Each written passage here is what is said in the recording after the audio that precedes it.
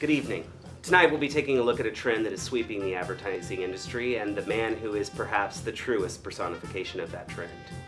In the past, many companies have used celebrities to promote their products, but PFS Group's Dr. Paid is part of a new trend in which the company actually creates the celebrity through a series of commercials, public appearances, poorly conceived television programs, and viral marketing. PFS has taken this emergent brand of marketing to a new level. Dr. Paid has now eclipsed Subway's Jared, Geico's Cavemen, and the uppity kid from the Mac commercials in all relevant spokesperson efficacy metrics. Many contend that not since Laguna Beach first aired has a person shot into the public eye so quickly and so undeservedly. But just 3 weeks ago, this same Dr. Paid was living in a completely different world. It's time for America to get to know the real Dr. Paid. Tell me the history of Dr. Paid.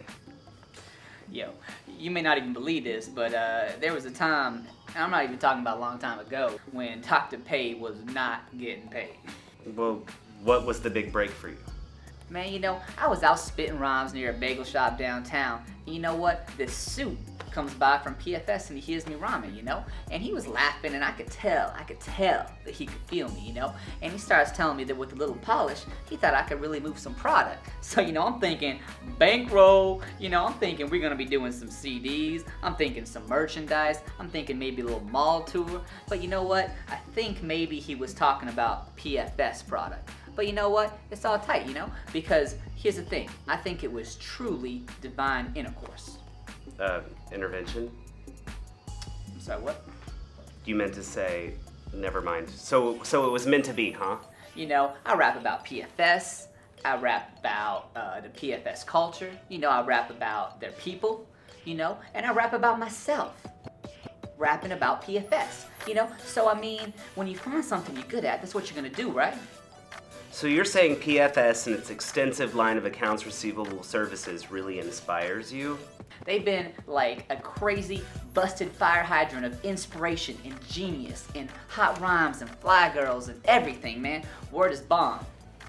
In the few tracks that I've heard, you've actually managed to rhyme PFS with We the Best 27 times, and in some cases 3 to 4 times per verse. Do you believe this is indicative of your quote to unquote range? Haters gonna hate. To get a better understanding of this phenomenon, we sat down with the ad exec who spawned the Dr. Paid campaign. Where did you find Dr. Paid and how did all of this come together? Well, we had really been racking our brains trying to find a campaign that would cut through all the clutter, but to no avail. I found Dr. Paid really in a back alley of a bagel shop that I frequent. He may or may not have been digging through the dumpsters, but frankly I didn't care. Why he called himself Dr. Paid before he even signed with PFS, I have no idea. This is certainly a non-traditional campaign for PFS, matching a previously unknown and arguably untalented rapper with accounts receivable company with a strong presence in the healthcare industry. We feel like it was a match made in heaven. In the cottage industry of spokesmanship, it's smoke and mirrors really.